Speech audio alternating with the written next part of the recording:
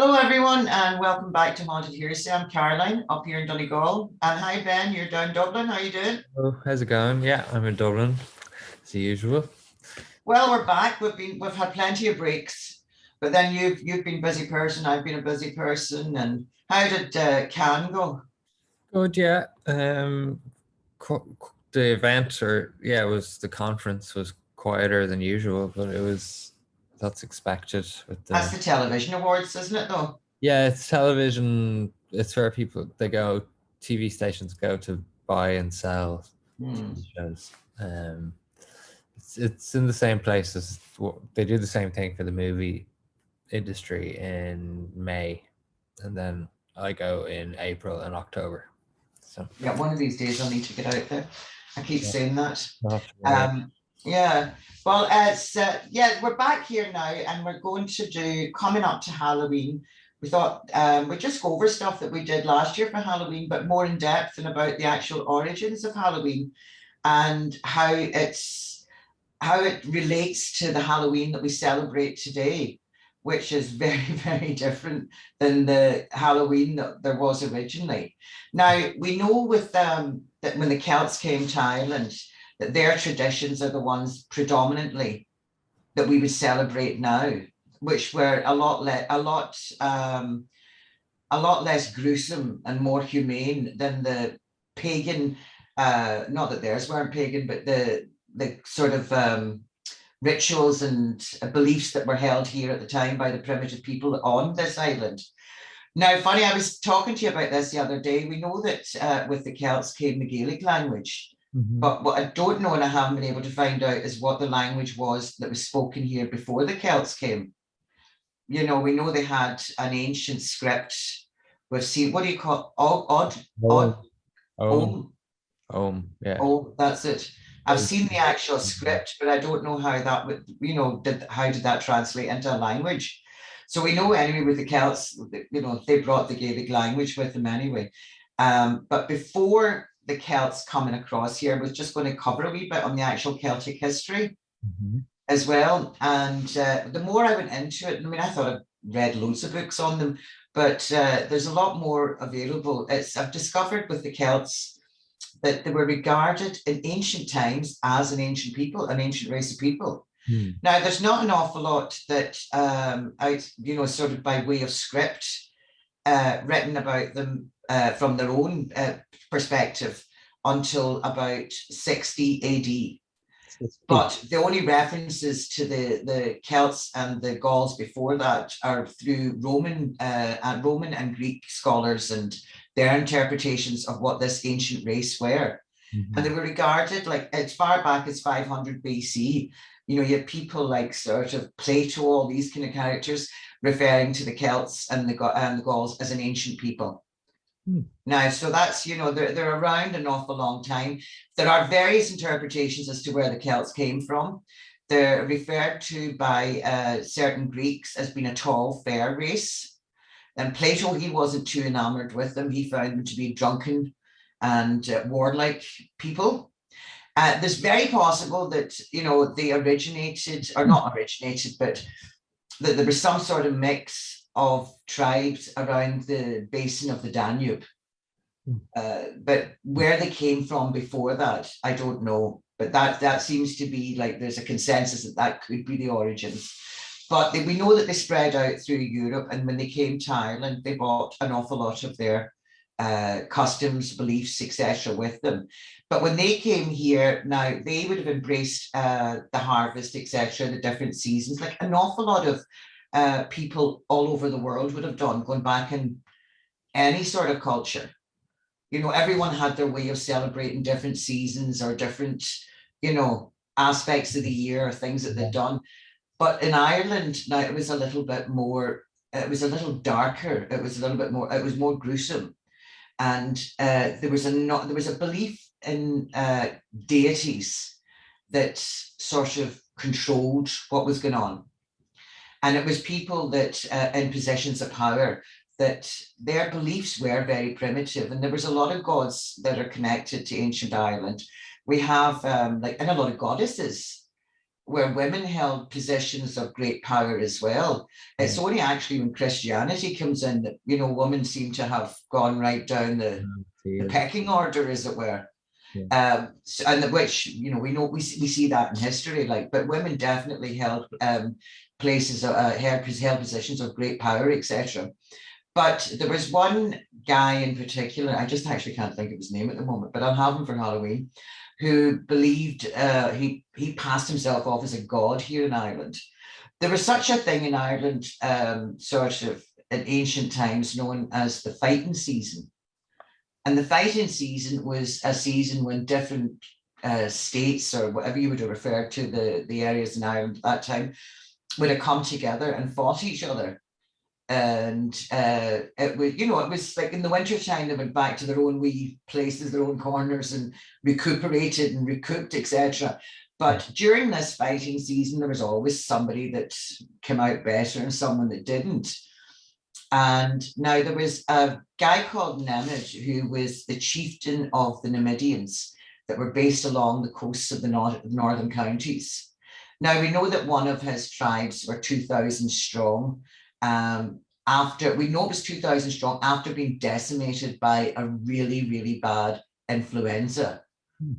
Now that's going back, you know, to when just before the Celts came here. So you are still talking BC. Whenever the Celts did come here to Ireland, they brought all their own traditions and rituals and ceremonies, etc. with them. Ours, in retrospect, were very gruesome, very dark. I say ours, I mean, I don't know at that stage where my ancestors were. Maybe they were here, maybe they weren't. But we do know that when they brought all these things, as well as the Gaelic language, because, as I say, we're not, I don't know, apart from the actual script, Odom, I don't know what the language was.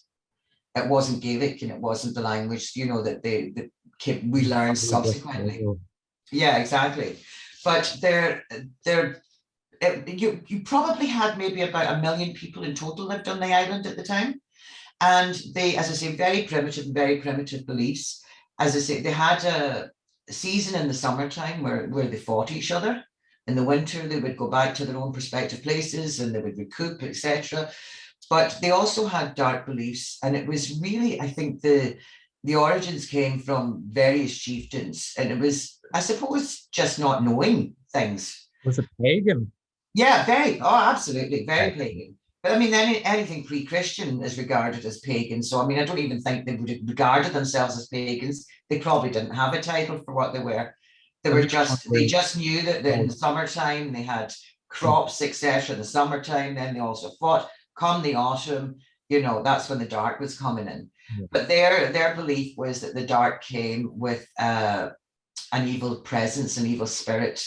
And to keep this evil presence and this evil spirit away, they had come up with the notion that sacrificing children, sacrificing people, specifically children, because they were pure, which meant the sacrifice was bigger, baby, even better. But now this brings me round to Nemid and as the chieftain of the Numidians. They had fought off the high kings, or when I say high kings, it was down south, and they'd always, you know, had elevated themselves to positions of great importance, like, but they did believe themselves to be gods. And he was always able to fight them off. But in this, there's a written entry in one of my old books that I have over there about druids, where after a bad flu, his clan had been decimated, and there was 2,000 left. And they were like this clan that occupied the northern counties, but the coastal regions, because all inland would have been all forest at that time. And so they were weakened, and they were in a weakened state. So this high king in particular saw his, you know, must have got word that they'd been, you know, they'd been all been very ill and lost lots of people, and took it upon himself out of summer season, to fight the Numidians. And as a result, that was, you know, what do you call it? What's the word I'm looking for? He not vanquished. He made a conquest anyway. He beat them into submission.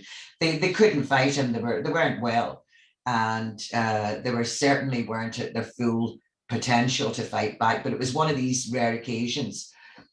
And on this particular occasion, when the High King has decided that he wanted not one or two children, not even the chieftain's daughter, just, he wanted a quarter of their children as a sacrifice for these spirits coming in for the winter. Mm-hmm. And he thought it would be, you know, more substantial. We'll ward off evil. Whereas in actual fact, everything about this man seems to suggest that he was the one perpetrating the evil.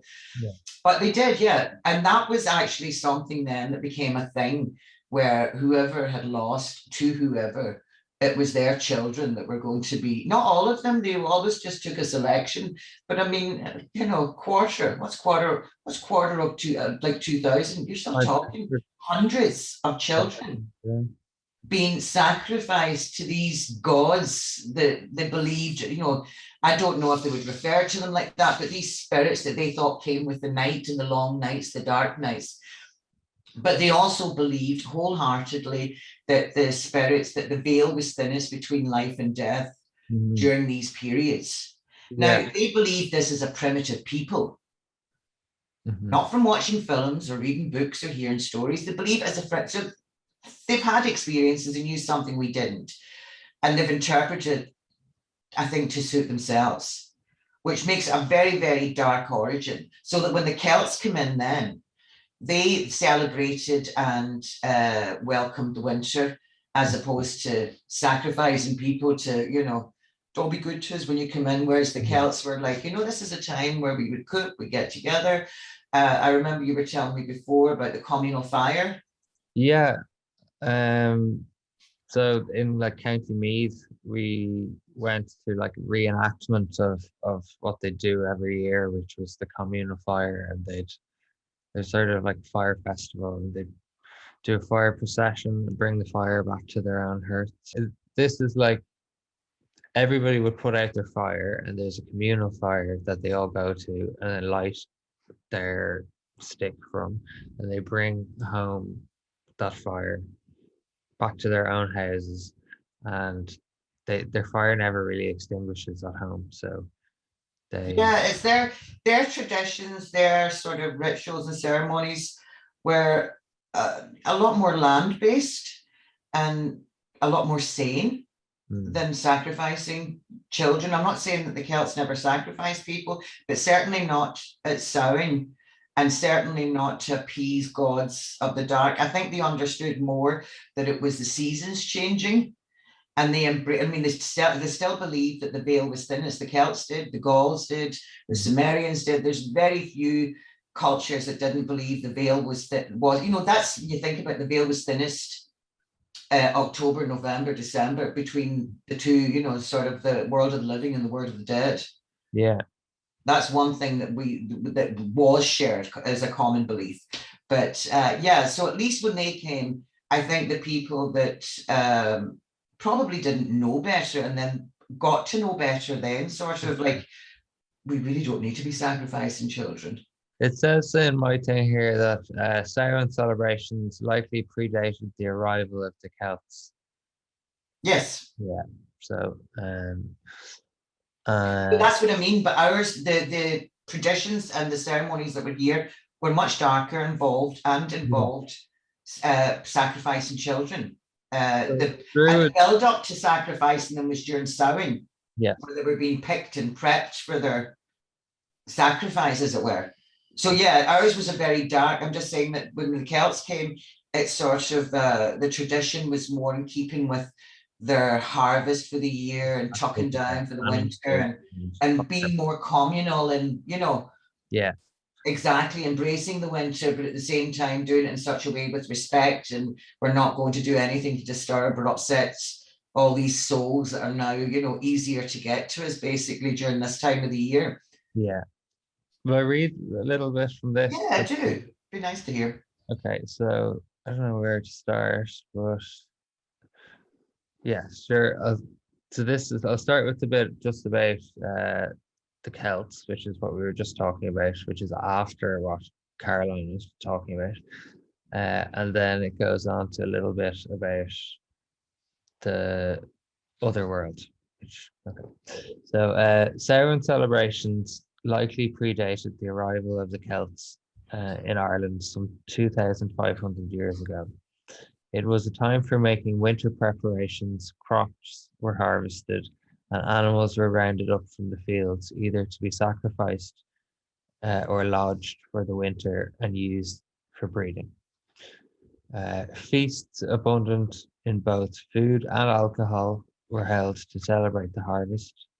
Samhain was also a sacred time for assembling and for settling important business matters, which is interesting, such as inauguration of new kings, which also interesting.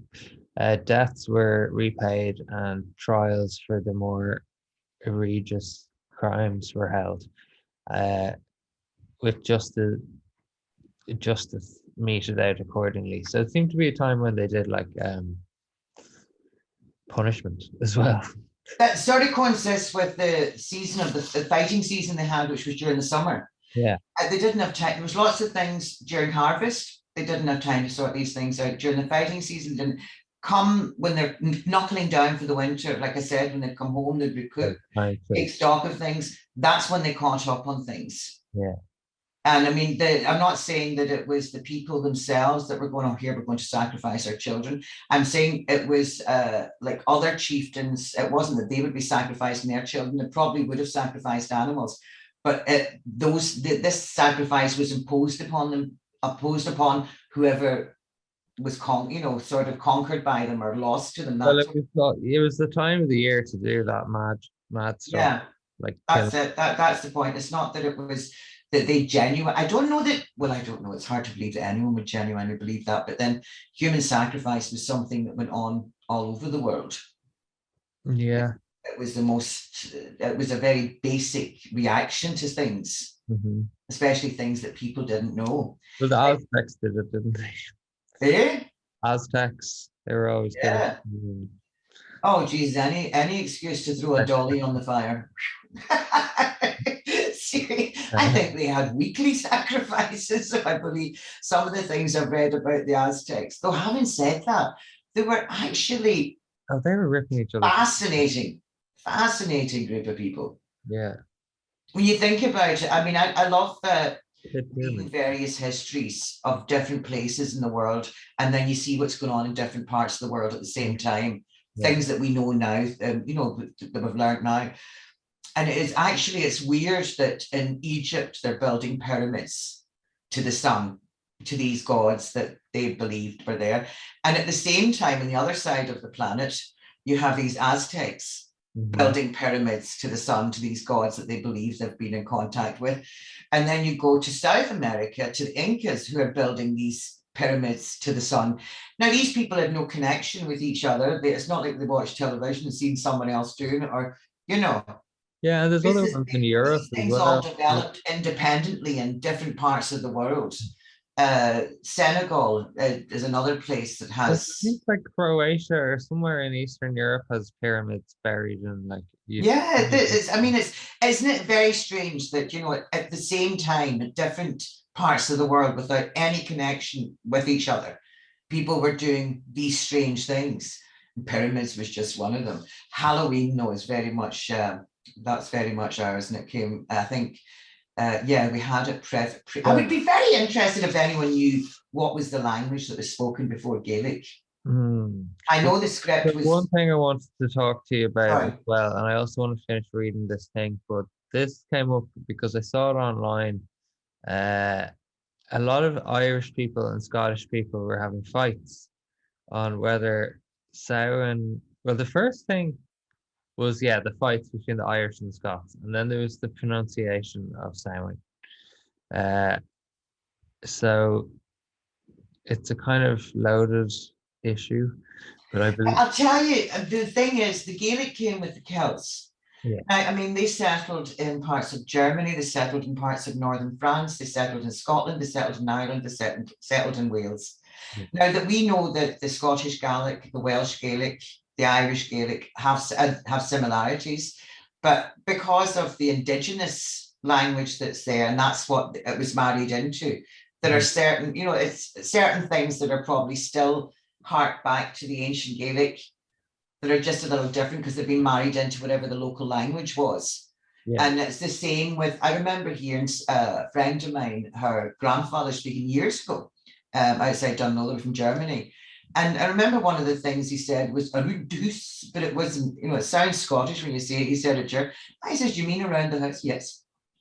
And that's when I found out that there were several different, or sort of like 2 or 3 different German dialects. There was ancient German, and then there's a new German, and then there was one that was married in with the Bavarian language. Now, I didn't know that before.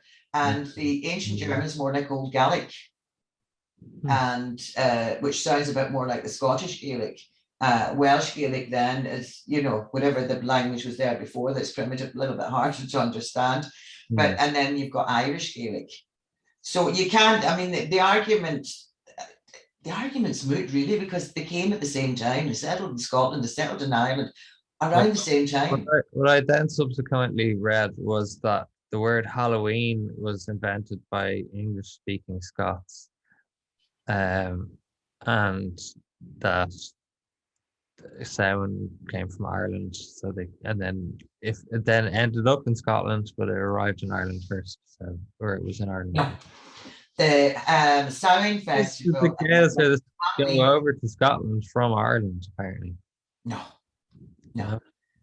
The Halloween festival and Festival of Samhain is acknowledged as being like, it's one of the oldest festivals in the world, that was predominantly celebrated here.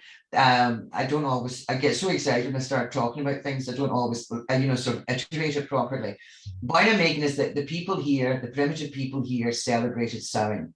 And Samhain was the build up to Halloween, All Hallows Eve, and then Halloween, and then you had All Souls Day then the following day. That was the build up. Now, I mean, that's the terminology we have for it now. That's not the terminology that would have been original, but that's what we have interpreted it as.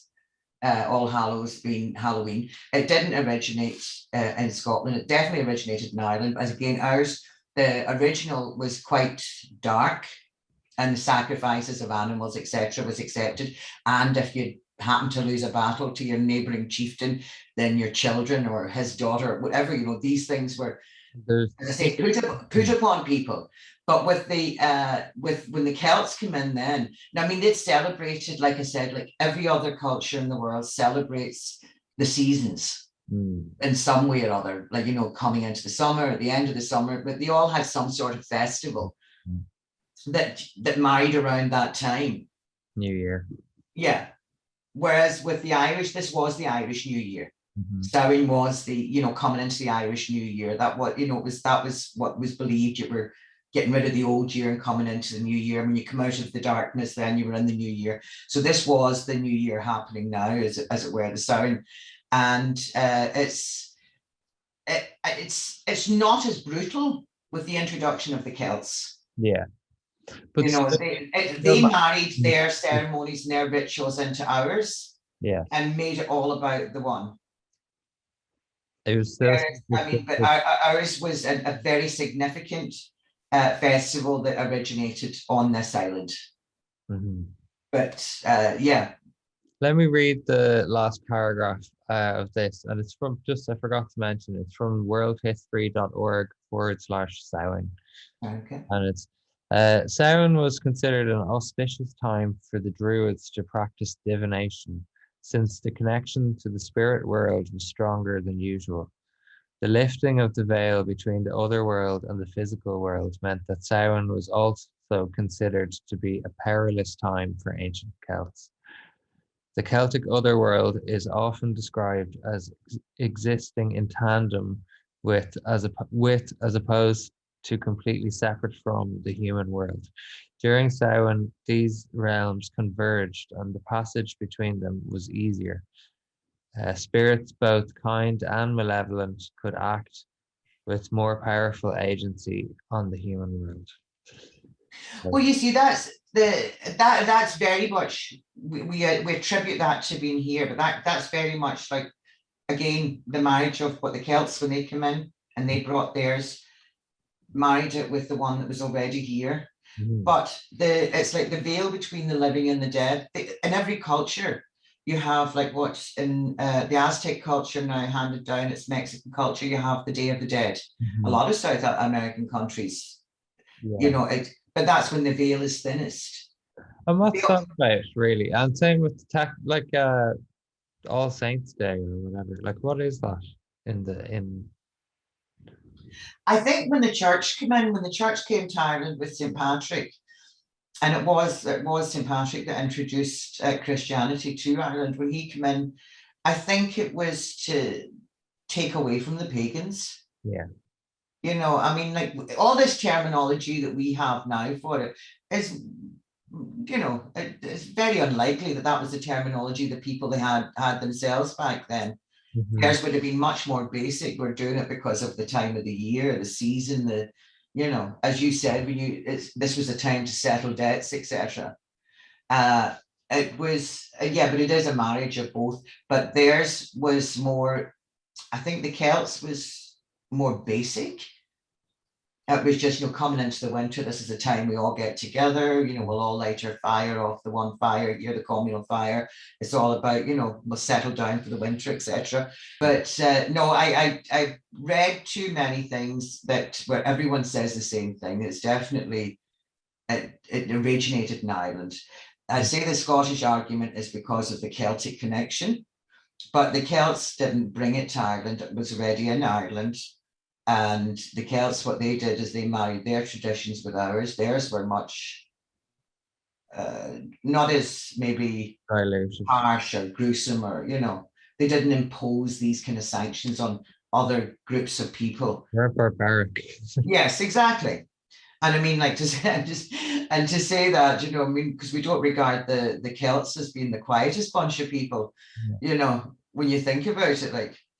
But yeah, so we're not going to go into the rest of it now this evening as to why, but we are going to now for Halloween, because coming up next week, we're going to go down to Burtonport. What we were going to do last year, remember? Yep. For the Red Ferry, and we are going to go down and film. There are going to be pirates, ghosts, fireworks, storytelling. There'll be lots to look forward to. So we're going to go down and do that next week, have a wee bit of that, and we're going to have that out and we'll out and about in Gweedore in general, and to show everybody what they're doing here for Halloween. And we are going, that will count down then, will be to midnight on Halloween night when we're going to put that out, right up to why the kids are dressed as ghouls and ghosts. Do you know why the kids dress as ghouls and ghosts now? Was it to scare off bad spirits? That's it, exactly. It's the exact same reason you have gargoyles outside castles and grand houses. It was to scare away the ghosts and spirits, like so. When the veil is thin, the spirits can come in, and then you have to scare them away. Yeah, exactly. And I love it. And I love the fact this year it's actually, people are just buzzing about Halloween this year, but I think that's because everyone's been stuck in the house for the last 2 years nearly. So it is, yeah, more than ever. Yeah. Yeah, I'm looking forward to next week. Definitely. Yeah. I have to get a bus. So I'll book that ticket soon. And there's a lot. Gweedore is like where it's all happening this week and next week. Definitely, there's been so much fun going on here this last few days. It's been great to see it. Great buzz about the place.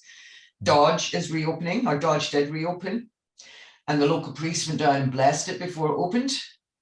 So we were listening to that on the radio, and it was like it could only happen here with the local, you know, the parish priest, or not the parish, sorry, the parochial priest would go down and bless a nightclub before it opens. So, Father Ted or something. Yeah, it just shows you how desperate for sort of entertainment everyone has been here. I was sitting listening to the music yesterday, and you can hear it from here. From as the crow flies, it's over at the beach, so it's only about a mile away from me. Yeah. And yeah, it was very pleasant to hear it, to hear people enjoying themselves and a bit of life about the place again. Yeah, especially coming into winter. Yes, exactly. I mean, you don't normally have that up here. So yeah, it's been a blessing. Everyone's in good form and looking forward to it. So next week, sorry, Ben, do you have another story you wanted to share with us? No? That's So it. I forget sometimes. It's been a while since we've been on, and you know me, I tend to like get carried away talking and I keep going. Then I can't remember, did I say this? Did I say that? But yeah, so next week, as I say, we're coming back. It's the countdown to Halloween, and we are going to broadcast midnight Halloween. That's Sunday, the 31st. But we will be out and about on Saturday, and we are going to show you exactly what's happening around here for Halloween. So it should be a bit of fun and a little bit more on the countdown to Halloween, Yeah. the Irish festival of Okay. Halloween. To be honest. Yes, so I mean, I feel that we should end the night as Gaelic. Go ahead. So, Iha wife, I Donegal, August Ben, Iha wife, Tissa Yeah. Fwesta. Yeah, you're right.